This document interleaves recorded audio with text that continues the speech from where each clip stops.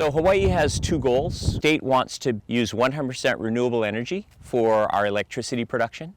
In the same vein, we want to be 100% decarbonized. So all of the electricity that we use, all of the fuel for transportation, we want all of that to have a net zero carbon impact.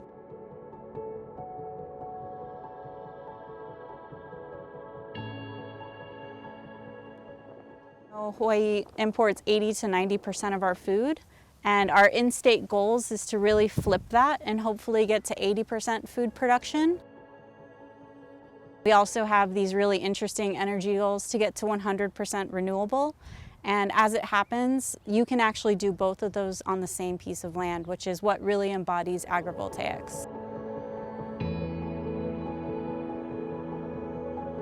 What we want to do is take what we learn here and work with local farmers to expand this to 10 acres, 50 acres or more at larger solar projects in the future. It's like a learning lab. You know, what can we take from here and improve so that farmers can then take this technology, instead of growing one row of bamboo or one row of ginger, they can grow 10 acres of ginger under solar panels.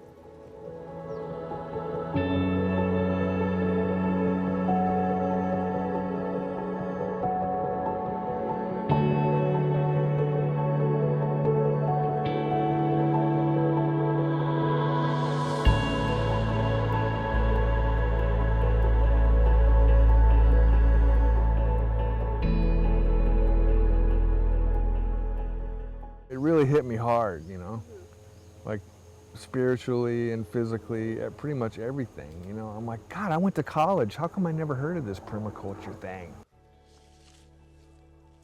When I first came here, this property was essentially a neglected, kind of a junkyard. All the brush was about 10 to 12 feet high. There was no lawn.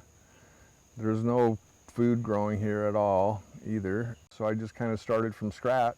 Tried to establish, you know, food forest, permaculture system, as well as a production organic farm. It's slowly evolved into a fairly viable permaculture system in addition to organic farming. Why is it not being done? You know, there's farming happening, which is great, but you know, most of the farmers in Hawaii are chemical farmers.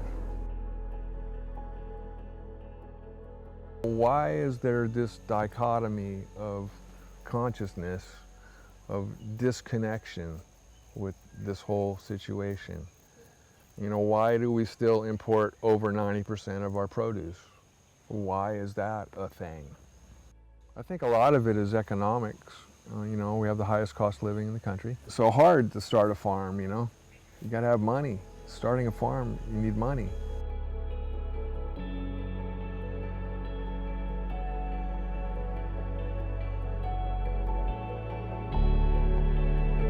The university is one of the largest agencies in the state, and it is the largest energy consumer of all the state entities. UH's goal for sustainable energy is to be net zero by 2035. And we have a complete campus-wide solar build-out plan. You know, if we're going to make a dent in the state, I believe that there are some strategic areas for solar farms, wind farms, but we need to grow our food too. So we don't want to cause another problem by solving one. Agrovoltaic systems where you're growing food underneath the solar panels, raising cattle underneath solar panels.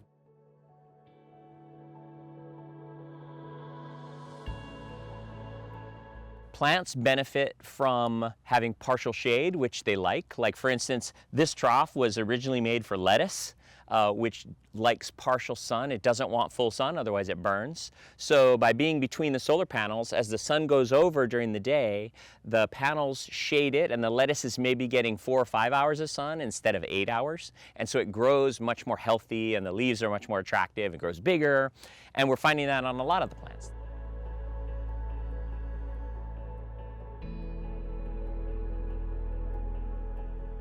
Everything that we've been growing under here for kind of research and demonstration purposes goes from ground cover like perennial peanut all the way to native Hawaiian plants and basically subsistence crops.